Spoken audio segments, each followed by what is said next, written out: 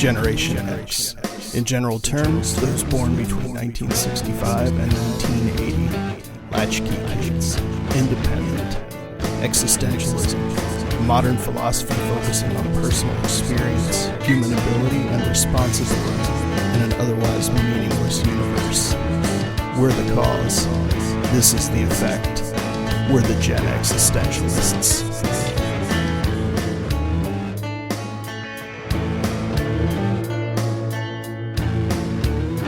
Welcome in, friends, to the Gen Existentialist podcast. My name is Scott. And I'm Bunny. And today, and of course, if you're a longtime listener of the show, you're going to go, really? We are going to talk about the joy of pointless conversation. The joy of pointless podcasts. Basically, why talking about nothing still means everything. And where we're coming from is like, when did conversations stop being an art form and kind of turn into a TED Talk? When did just shooting the breeze become something that was counterintuitive or that didn't happen? When did we quit talking?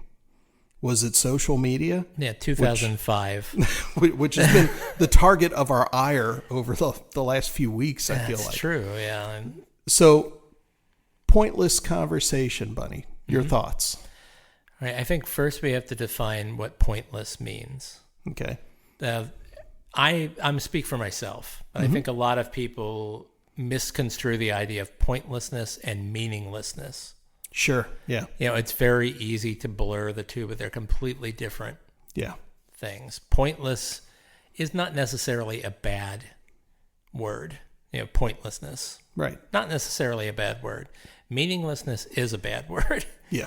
It means that what you're doing just has no value whatsoever. It devalues whatever you're doing and, you know, wastes everyone's time. Yeah, well, I mean, to a certain extent today, and I guess I'm coming at this from a business idea too, it's like if a conversation doesn't have a call to action, it's considered a waste of time. And that's just not right. Simple conversation doesn't have to have a point. Yeah. Doesn't have to have a specific reason. Sometimes it's simply good-natured communication. Yeah, we had an episode sometime back about content becoming, like everything becoming content. Right. And I think the whole idea of actionables, deliverables, stuff like that, that is a form of commodification of even communication. Where unless you're doing something for me or unless you're telling me what you're going to do for me, I don't have time to talk to you. Yeah, and it's my thought that a lot of the business jargon, a lot of business so-called communication kind of killed small talk because there are certain words that drive me up a wall. And you hit a couple of them there, like actionables and deliverables and leveraging and aligning, because I think the use of those words, especially in business conversation, kills creativity. If you're just talking about these things, these points that we need to hit, you could do that in email. It doesn't have to be talked about. Just make a list of what you need done. I'll get it done. But the more we sit and talk about it and waste meeting time, it's not effective. And what would you say to the manager that says, well, the more we just talk about pointless stuff instead of getting to the deliverables, it's just wasting meeting time? But lots of times the deliverables and the entire meeting to begin with is meaningless. Yeah, when it's moot to begin with, it's kind of like you need something done. Let me know what you need done. I'll get it done. Assign it to me and I'll go. Everything else around that, we don't need a meeting to talk about. Imagine having such a tenuous little grasp on your position that you feel the need to create problems around your job title. That's what a lot of these middle managers are that have these meetings all the time. Yeah. This is what they do. And that's their job is to obstruct things. Yeah. Before anybody takes it the wrong way and thinks I'm pointing at stuff like where I work, it's not necessarily that. Although of course we not. Use those words a lot, and those words do annoy me in that situation. It's more like things I see around me and in complaints from friends that work at different companies where they've had meetings to talk about meetings so that they can plan for the next meeting. And it's like, at a certain point, do you guys do anything? Because like where I work, we've got enough work to do that if we did that, we wouldn't get anything done.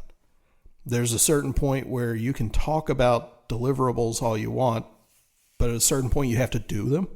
Sure. We're busier doing things. So I think it's just in general, I think it is like younger generations too, because those are their buzzwords. Yeah. Well, my actionable on this is, and I kind of go, you're what? Well, my actionable. Oh, you mean what you're going to do? Well, yeah, but it's an actionable. Okay, boomer. Yeah. No, that's X. That's Xer, not a boomer. So that I find that kind of annoying because I find that it kills the creativity of the conversation. I think it depends on your whatever business you're in. I mean, for myself, I'm in a creative business, and I have a lot of younger clients who refuse to look at email. They don't want to talk to you on the phone. All they want to do is text. They refuse to email. Yeah, they just refuse to look at their email. It's one of those things. It takes too much time. I'm so busy.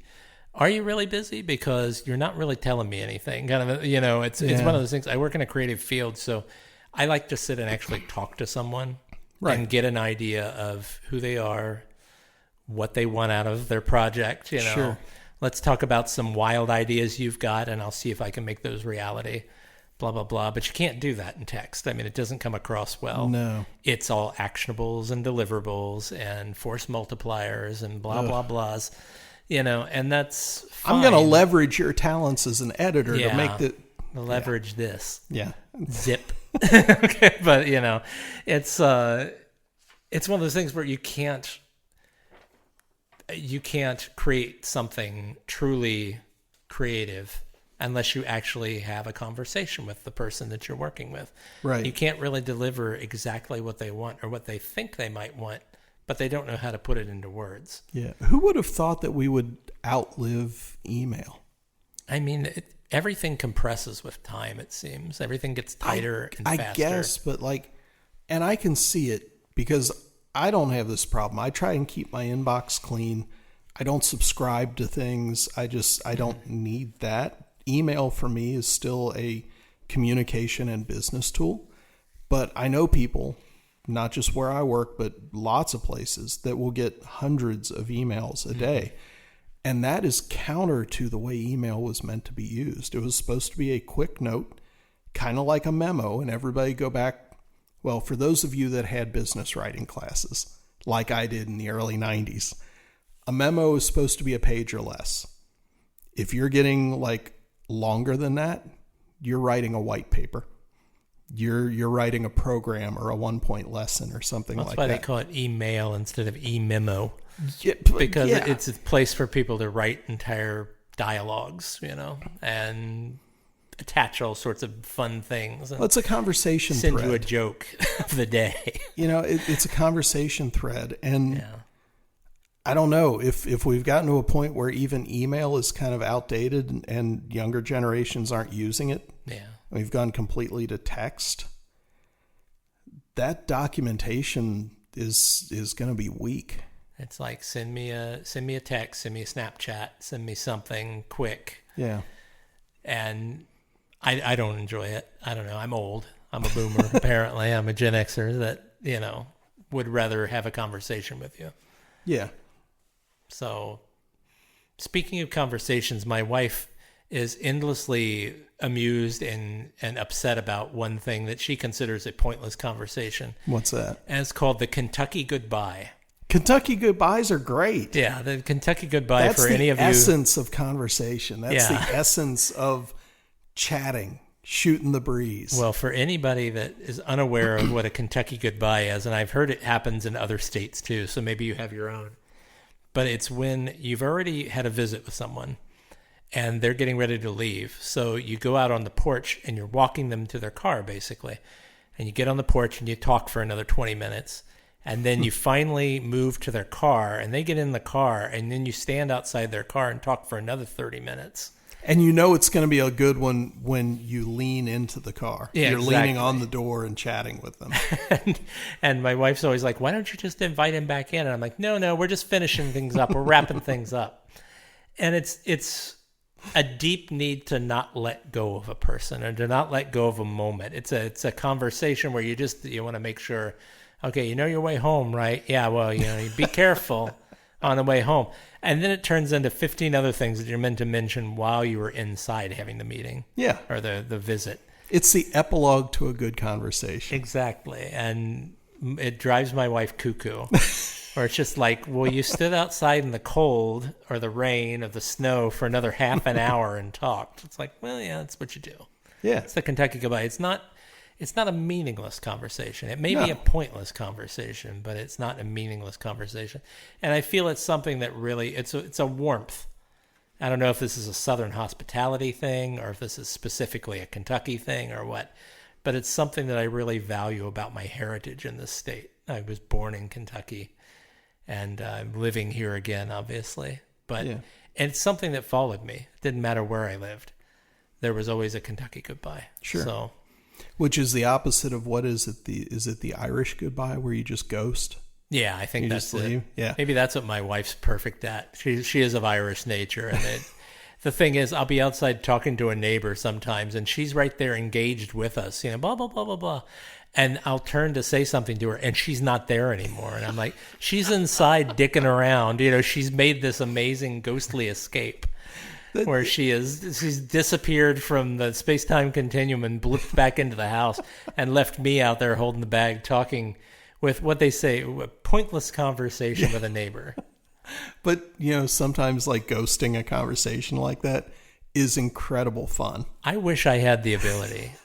I was raised by a beautiful man named Bob Easterling, and he had the ability to everybody was a friend. I'm telling you, everybody was a friend. And now you talk about looking in the mirror and seeing your dad every once in a while. I'm just stuck with that as a personality thing where I can talk to a stranger for 40 minutes about nothing. Tracy's dad is like that too. It's amazing, Earl, isn't it?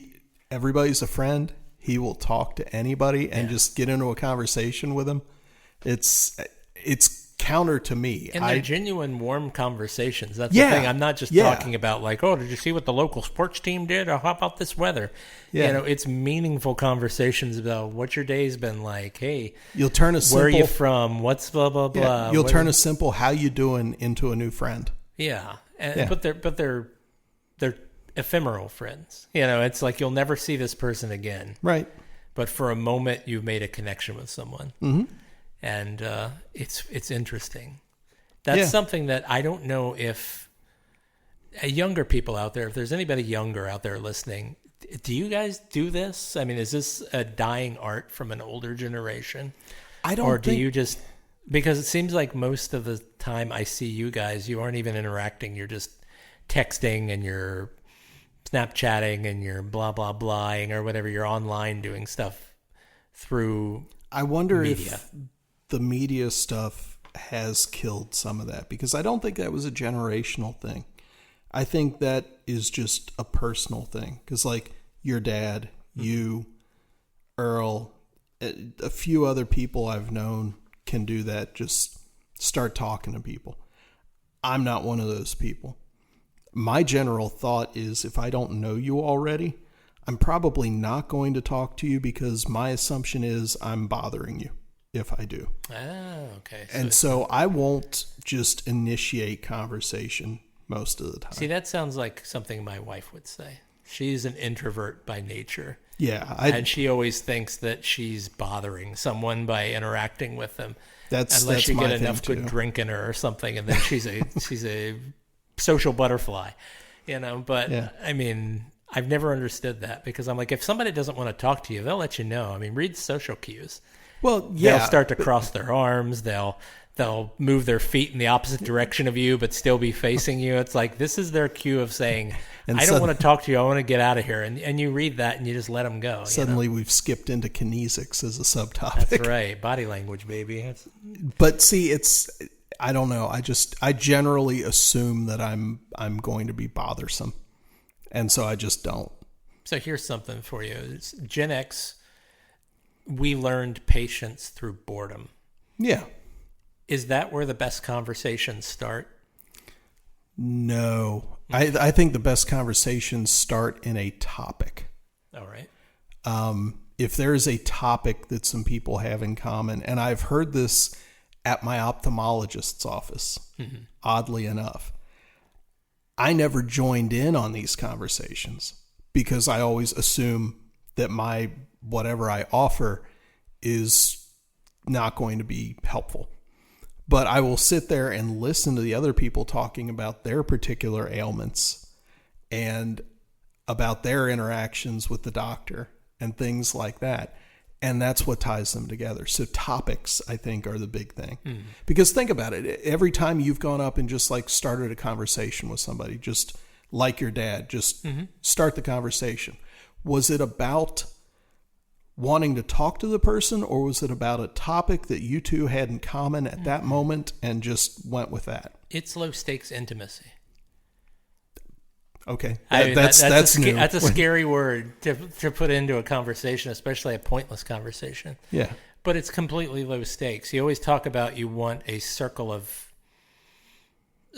influence, I guess, a circle of, hey, what do you have in common with someone? I mean, it's a salesman technique almost, where you pick something out about a person, situation. It's an interviewing technique too. Yeah. I mean, it's a way of like, okay, let's increase what we have in common. I don't know what the word is for that. It's escaping me at the moment, but it's this, okay, this person looks like they need something. I use a perfect example of, I was sitting at a restaurant in a shopping center, and I saw an elderly man sitting on the opposite side, like outside of the restaurant, and he'd been sitting there all by himself and nursing a cane and just kind of watching people. And I was like, okay, this is low stakes. After I finished my meal, I went over and I went to look at something near him, and I spoke to him. Yeah. I said, hey, how you doing? Blah, blah, blah. I just noticed you're from the restaurant. Just wanted to know how you're doing. And we talked for a little bit. Yeah. And he told me that he was perfectly content just sitting there watching people. Yeah. That he's not lonely. He's not anything. He's just hanging out. But it's a moment of shared interest. Yeah. It's engaging a person that may not have spoken to anybody all day. Right. And it's low stakes. If the guy wants to talk to you or the girl wants to talk to you, they'll talk to you. And if they don't, they'll let you know. I mean, people will have decent ways of letting you know, hey, and that was his way of letting me know, it's fine. I appreciate your concern, but I'm fine. I just want to sit here and watch people. And that's where it ended. Yeah. It didn't rock anybody's world. Yeah. He probably doesn't remember it. I do for some dumb reason. Maybe he does remember it. It's like, hey, that was the only guy that actually came up and was decent to me all day. I don't know. I mean, that's the pointless conversation. Yeah. I wasn't trying to be the guy's friend or anything. I just thought, hey, here's an opportunity to connect with a stranger. Right. And I did it. I mean, and that's what I love about pointless conversations. Yeah. That's how you used to meet girls back in the day. I don't know about you, but I mean, I'd be at a grocery store or a library or a video store back when they had those. And there's your point of commonality. Yeah. Maybe they're looking at something you're interested in. Maybe you just wanted to compliment them on the way they look or whatever. You want to take that bold step of saying, I think your hair looks really great today. Yeah. And if they want to engage with a conversation, they'll give you a social cue. And then you give them a social cue, and it moves forward into a conversation. It's beautiful. You're not wasting anybody's time. If you are, they'll let you know. No. And you know what? What kind of changed my point of view on things a little bit was doing incident investigations, especially when I was with OSHA, because I had to interview so many people. Yeah. And those people, technically they had a choice. They didn't have to talk to me, but they kind of did. Transaction. I mean, that's a business transaction where you have the authority to talk to someone. Kind of most of the time, but it was also something where a lot of the people I talked to were employees and, some management style, but the employees were the people that you really got good information from. Mm-hmm.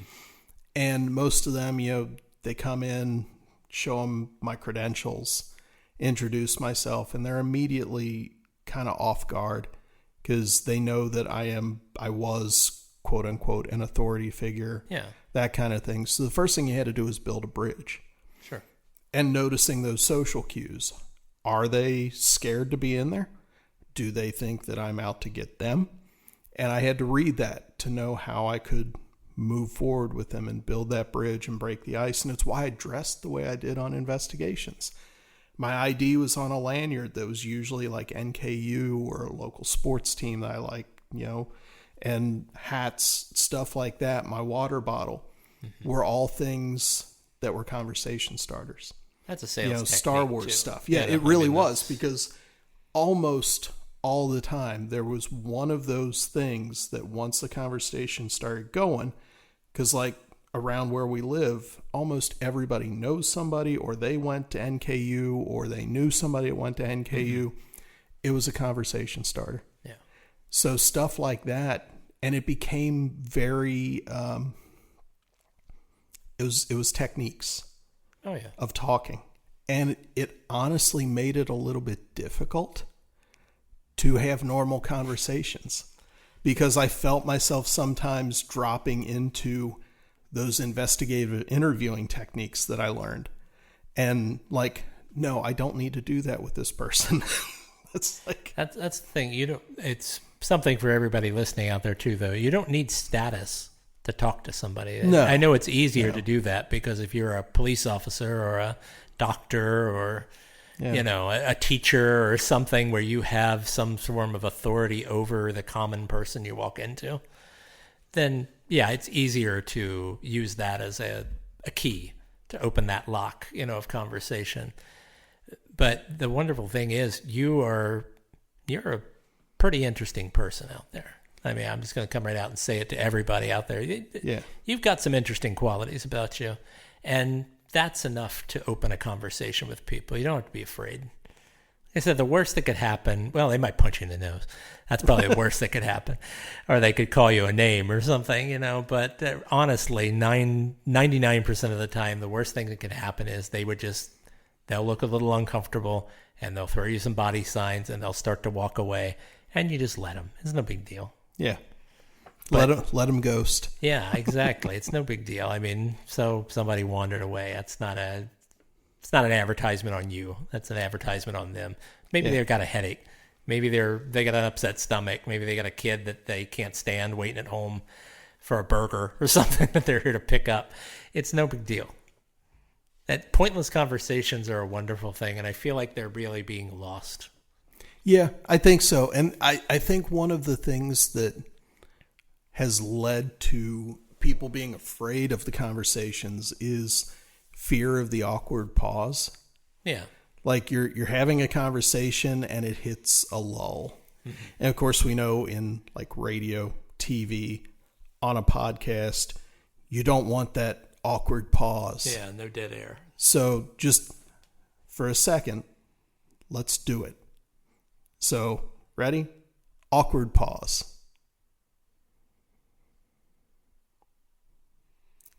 Okay. Was it an awkward pause or was it a pregnant pause? It was pregnant because you knew we were coming back, but Yeah. Pregnancy is awkward, so we'll just kind of roll with it. But it's those kind of things that are part of the conversation, though, because they open it up to other topics. They open it up to delving more deeply into what you were talking about. Like you can go awkward pause and then, so anyway, and move on to something else. So anyways, let's talk about those, because that's where the best conversations come from, I think. Sometimes, is that it's a way to swerve a conversation into a completely different, weird, bizarre area sometimes. Yeah. I mean, think about, here's something that I don't even know if kids do this anymore. But when we were growing up, there was something where you would call someone and you would talk to them until you fell asleep. Yeah. This happened a lot with girlfriends or boyfriends or whatever you're into. This happened to me with a lot of girlfriends, where you would call and it would be late at night and you shouldn't have been on the phone, but nobody cares. The parents are asleep and you're trying to be quiet and you're laying in bed with the phone next to your ear and you're just talking. Mm-hmm. And the first hour or two, it's just a normal conversation about how's your day, blah, blah, blah. Here's some gossip. And then there's that quiet moment where you're like, are you still there? And they're still there. And like, yeah, I'm here. And then the conversation shifts into a deeper level where you start talking about maybe what you're afraid of, or your parents, or something that's really eating at you. You know, like deeper, meaningful conversation. And then there's another pause. And this is coming up around 2 or 3. And there's that hum. And you're like, are you still there? And they're like, yeah, I should probably go to bed. Well, you hang up first. No, you hang up. And then there's that silence. There's that awkward pause again. And you hear another person breathing on the line. And that is a form of, we're talking about pointless conversations. Yeah. When you can sit with a person and there's that awkward pause, and it's not somebody who's fallen asleep, but there's the breathing there, and you know that you're with that person, and you're safe in that moment. Yeah. Where you can just sit and listen to each other breathe, or you can look at each other and not say a word. And it's not an awkward thing. That's a sacred space. I mean, that, and you don't get there without pointless conversation, I guess. Well, it all builds that's to your that value. point. Yeah, that's your destination from the pointless conversation. And I never had that particular experience. Okay. Like I've fallen asleep on the phone before. And I don't know when it was. I think it was sometime in college that I just got so done with talking on the phone. And I think it was because like I was working so much and going to school and everything. It was like, if you want to talk to me, just come up to the store and just hang out up here. Don't you miss that though? Like I miss that. People had to actually physically come together. That was one of the most beautiful things about working at Record Alley through high school and college was like, all you guys, where's Scot? If he's not at home or band practice, he's up at the store. Yeah. Easy to find. Yeah. And it was amazing the amount of people that would come in and just like different social groups would end up interacting and stuff. Mm-hmm. It was a wonderful thing. It was a great mixing pot. But talking on the phone, I don't think you get that anymore though. No. And it was the same thing at the yogurt store when I worked down there. That sometimes the people that showed up were, just from all over the place. Yeah. But the only time I got back into talking on the phone for extended periods of time was when Tracy and I started dating, because we did the long distance thing for a couple of years. Yeah. And that was fine because we would talk at least 2 or 3 times a week before I would go down on the weekend or she would come up here. And those conversations could last hours. Sometimes they didn't last long at all. It was just whatever we had to talk about and catch up on. And there was never any rule. There was never any kind of structure put to it. It was just, it wasn't pointless. It wasn't meaningless. It was the art of conversation and getting to know someone and kind of peeling away the layers and finding out who they were.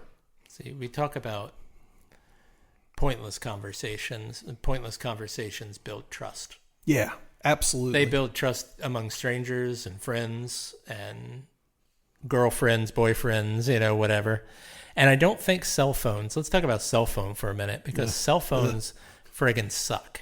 Yeah. I'm coming right out there. This very boomer statement of mine. Cell phones were not designed for long conversations. No, they're uncomfortable as hell. Yeah, you can't put it against your shoulder. You can't lean it next to you. You put it next to your ear for any longer than 5 minutes and you feel your brain burning. I mean, it gets hot in your hand. It's uncomfortable. It's not like a dumb phone or an analog phone. Yeah. Where you could just sit, and they even made, hey kids, they made these things that were like foam shoulder holders. Yeah, vinyl shoulder holders that you glued to your hand receiver. Yeah. So you could lean it against your shoulder or whatever, and it was less, you could have your hands free. It's amazing. Like, you can't do that nowadays with a cell phone. Yeah. They're horribly uncomfortable in general. And I don't think they promote conversation. They promote actionables and deliverables Yeah. and texts and quick bites of things. Like I Yeah. hate talking on a cell phone Yeah. unless I do it hands-free, and then it sounds bad. You know, you don't have that. Yeah. You're wandering around the house and you can hear people dropping utensils or Right. flushing toilets Well, or God knows what in the I background. mean, let's 'cause you're on look at it this speakerphone. way for you and I. Mm-hmm. You know, when we were kids, we talked on the phone all the time. Oh yeah, I talked with all my friends for hours at a time. How long has it been since either one of us has called the other one as opposed to like texting or messaging? Yeah, I can't remember that. I don't know your number. Let's Yeah. put it that way. If it isn't in the cell phone, Yeah. pre-programmed in, I don't know anybody's phone number. But you know what? I remember your phone number from your parents' house. I remember yours, 8084. 3074. Boom. Yeah. There you go. See, I mean, that's pure Gen X right there. I Man. know. It's crazy that, I remember that. I remember just random friends' phone numbers still Yeah. that I haven't talked to some of these people in 20 years. Right. And I still remember their phone But number. if you needed to get a hold of them, by God, you could. I need to get a hold of their parents, maybe. Well, yeah, that too. Yeah, but yeah, it's interesting. Yeah, let's look at it this way too. Like we're so obsessed with productivity, and it's not just business. I think it infiltrates our personal lives. Yeah, We're so obsessed with what we're doing, how we're doing it. I think this is social media too, posting what we're doing, making sure everybody knows that we're active and out there and doing stuff. Yeah. That I think sometimes the simple conversation, it's looked at as wasting time. Mm-hmm. And I By some disagree people it with is. that Yeah. wholeheartedly. And maybe wasting time is the rebellion that we need to just turn off the cell phone, turn off the productivity meter, and just chat with somebody. See, I'm wondering if the youngest generations, like your generation Alpha, and whatever comes after them or before them, Beta or whatever, Yeah. I wonder if that is going to be a rebellion, because I have noticed that there is more of an interest in analog technology with younger people now. Yeah. And it's taken, 25 years of everything being digital and cloud and what have Right. you. And I'm wondering if that's going to be something. We know that there's a rebellion against digital stuff. People Yeah. want to own physical objects again all of a sudden. Which I think Are is they- good in a lot of ways. Yeah. Are they going to rebel and suddenly start having adult play dates again or whatever, where they get together at each other's house and they ride bikes and they sit on the porch and they talk about things as opposed to Yeah. texting each other funny memes and pictures of their, meal or whatever. I think that would be good and helpful I think it would in be a too. lot of ways, Yeah. socially as well as just for personal health. Yeah. Because I think having a good conversation or quote unquote wasting time with somebody, especially a friend or a group of friends, it's good for your energy level. It's good for your soul. It just, because you get to vent without really venting sometimes, Yeah. just having that conversation, it kind of helps you clear the decks. I remember when I was a child how I would go to a restaurant with my parents, and sometimes I'd see an older couple and they would be sitting at a booth and the guy would be reading a newspaper or the woman would be fiddling around with something in her purse, vice versa, and they'd be completely ignoring each other. Yeah. And it would really bug me. Yeah. As the kids say nowadays, it gave me the ick. It was something that I was just kind of like, oh my God, I hope I never get like that. Yeah. And now I see Gen Xers and younger people where they're sitting at the restaurant together and they're both on their phones, or even more disappointing, one person's on their phone and the other person's just sitting there staring at them. Yeah. And they're just texting or typing or checking their email or sending pictures or whatever. And younger folks, I remember seeing that where it'd just be huge gaggles of friends together and none of them would be talking. Yeah. They'd just all be on their phones, ticking away, manically. And it seemed like such a disappointing thing. Like there was no conversation. It was just, I'm sharing a meme. It Hey, did you happens see a this? lot. I've noticed it at work. Like if there's a meeting, like a big meeting or like a training thing, as people come into the training room, they immediately get on their phones. Sure. And these are people that know each other. They work together. Some of them known each other years. But it's very little conversation. And it takes a lot to get a conversation started. Mm-hmm. Like I've had some groups, like if I'm the one leading the training, I'll try. Mm-hmm. But when it's obvious that nobody's into it, like, okay, that's cool. But like the people at restaurants, like Tracy and I have made a concerted, like we've decided. Yeah. Like if we're looking something up, sure, we'll get on our phones if we're checking something, because sometimes that happens. Like, hey, we need this at home. Okay, I'll go ahead and get on Amazon. I'll look at it and we'll try and do that kind of stuff. But we're constantly talking at the same time. Yeah. So we try diligently to maintain the face-to-face, even if we've got our devices out and we're doing something else. I'll be honest, I get very offended when I'm with someone and they get on their phone and just dick around like, oh, I got an email from so-and-so. It pisses me off. I feel personally affronted. Yeah. And I get even more affronted when I go to a restaurant and they have this thing where it's like a QR code menu. Yeah. Because it just encourages you to like be on your damn phone the whole time, where it's like, oh, you make an order through the phone. Yeah. Oh, you check out our menu through the phone. You lazy assholes. I mean, come on. Well, and the first time I saw that was like during COVID, where they didn't want to like keep reusing menus and stuff, and it made sense then. Yeah. But it saves you from having to just watch your damn menu. Well, but if you want to save money by not printing them, I get it. But yeah, I mean, come on. I think it's up to the people at the table to make the decision. Like, if you're worried about printing your menu, just have a big chalkboard and write your menu stuff daily on the chalkboard. Yeah. That's out of the way. And then people can look at that and go, oh, that's what I want. Number 4, come on. It's just, it takes more work to do this digital menu and everything else, just put it on a chalkboard.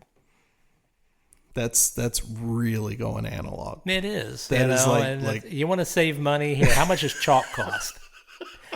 Is there a chalk shortage now because of COVID? I mean, come on, you don't even have to get different colors. Just get the white chalk, and you can draw pictures and all sorts of things with that. Draw a little wiener on the board and make everybody happy. I don't know if you remember this place down in Newport. There was a like meatball restaurant. I don't remember a meatball restaurant. It was only there for a couple years. It was great though. Okay. It was some of the best food you would ever eat, and they were totally like new age in that you didn't tip. And their whole thing was, we pay our waiters and waitresses enough that no tips. You just come in, you pay. Meatballs, you don't have but to pay like tip. The menu, there was no menu. You walk in and whatever meatballs they're making that day were up on the chalkboard, and and it was kind of fun because they had chalkboards all around, and different people would draw things and decorate and different stuff. So it was kind of fun too. Yeah, I mean that's maybe that's a soft rebellion against. Well, it's also that sense of community and communication, because some kid from last week draws a picture and a kid comes in today and adds something to it, and they never meet each other, but there's communication there too. Yeah. So I think that kind of stuff is interesting as well. And you can't, I guess you could, but doing that digitally would be incredibly difficult. No, it's creating more work. I know that people think that, technology saves time and it's a force multiplier, et cetera, blah, blah, blah. We said it before. It doesn't. If you say force multiplier again, I'm going to fall down into a fetal position and start rocking back and forth. Don't do that. The microphone's up top. Oh my God. So yeah, I think it's just, you're creating work in a different space, a different environment, but you're still creating all the same work. How about this? Why not we just say, keep it simple, stupid. Talk to people. Yeah. Chat. I know it's super scary for some people to actually just talk raising my hand right now. Anyone, a stranger, somebody in a business. I don't know. I mean, but it doesn't hurt anything. Just do it. I mean, even exercise. If you don't want to. Yeah, exercise your. I'm going to text. Well, don't text. How about just talk? Say the same thing you'd say in text, except lol. Lol heart emoji. I mean, when people actually say lol in a conversation, I don't know why it makes me laugh, because it is so stupid. Yeah, it's semantic derivation at its finest. I love it from a sheerly ironic point of view. That's why it makes me laugh. So, have we beaten this horse to death? I think we have. Have we conversed this horse to death? Yeah. Do we need to do a Kentucky goodbye and spend another 20 minutes before you get in the cars? We'll do that off mic. Yeah, we'll do that off. And for everybody that wonders, because we've mentioned this sometimes when we come in to do the shows, we'll open a show with, off mic we were just talking about this, and that's where we're going to go. Those sometimes are the best conversations. It's true. That happen because we'll finish. They're the most incriminating conversations. Yeah, that's why we don't record them. Yeah, some of that stuff you don't hear because it would be potentially, a problem if you heard it. Problematic. But, think about that when you do projects around the house or you're working with your wife or your husband or your kids on something. Think about the conversations you have during those projects because it's the same kind of thing. Those talks that you have are the same kind of stuff. It's all about basic communication and kind of strengthening the net between us as individuals. As I said, it's a trust building exercise. Yeah. I mean, you're creating trust between strangers, between people acquaintances, coworkers, and that's a good thing. I mean, you live in a society, as they say. Yeah, Be part of society. Talk to people. So, if you have questions, comments, critiques, or anything else, we would love to hear from you. Pointless conversation. Drop us a line, leave us a comment. And until next time, my name is Scott. And I'm Bunny. Y'all have a good one.